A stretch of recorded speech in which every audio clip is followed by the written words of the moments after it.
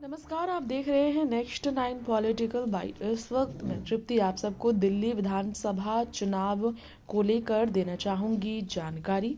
दिल्ली विधानसभा चुनाव हो चुके हैं और मतगणना की तारीख 8 है, यानी कि कल शनिवार को मतगणना होना है। इससे पहले एग्जिट पोल में कई दावे हुए और बीजेपी के पक्ष में नतीजे निकल कर आ रहे हैं कहा गया। इस बीच आपको बता दें, दिल्ली विधानसभा चुनाव को लेकर एक और बड़ी खबर है।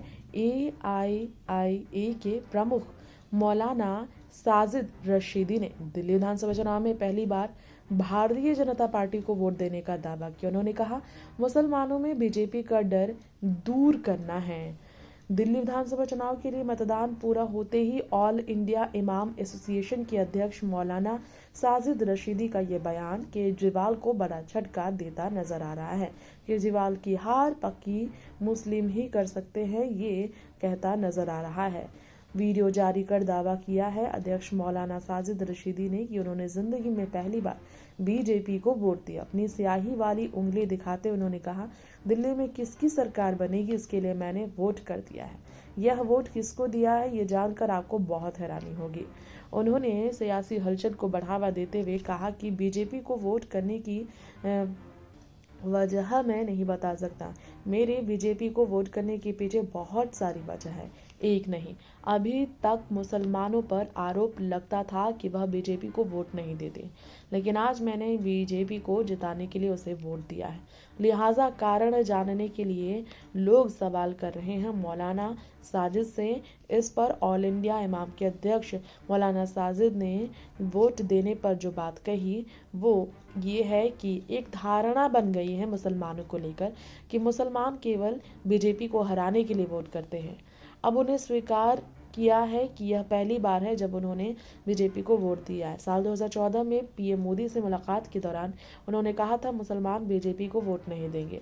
मौजूदा समय में उन्होंने महसूस किया मुसलमानों को इतना डरा दिया गया है कि वे डर और सहम कर जिंदगी जी रहे हैं।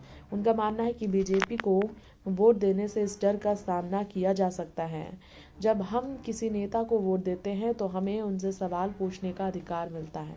आज बीजेपी कहती है मुसलमानों के लिए काम क्यों करें, क्योंकि मुसलमान उन्हें वोट ही नहीं देते। इसलिए उन्होंने बीजेपी को वोट देकर यह संदेश देने की कोशिश की है कि मुसलमान भी बीजेपी का समर्थन कर सकते हैं और उनसे अपने अधिकारों की मांग कर सकते हैं। मौलाना रशीदी ने कहा कि विपक्ष ने ऐसा परसेप्शन बनाया है जिससे मुसलमान बीजेपी के दुश्मन हो गए हैं। राहुल गांधी, प्रियंका गांधी, अरविंद केजरीवाल जैसे नेताओं ने कितनी बार मुस्लिम समुदाय के साथ मंच साझा किया या मुस्लिम मोहल्ले में रैली की है? सवाल खड़ा होता है, बिल्कुल नहीं। मौलाना ने कहा, मुसलमान किसी के बंधुआ मजदूर नहीं और उन्हें अपने राजनीतिक निर्णय स्वतंत्र रूप से लेने चाहिए। मौलाना ने यह साफ बीजेपी को वोट करने का दावा महत्वपूर्ण संदेश है। ये कहा कि जो मुस्लिम समुदाय के भीतर आत्मनिर्भरता और स्वतंत्र राजनीतिक सोच को प्रोत्साहित करता है। उनका मानना है मुसलमानों को संविधान में दिए गए अधिकारों के प्रति जागरूक होना चाहिए, किसी भी पार्टी से डरकर नहीं बल्कि अपने अधिकारों के लिए खड़े होकर जीवन जीना चाहिए।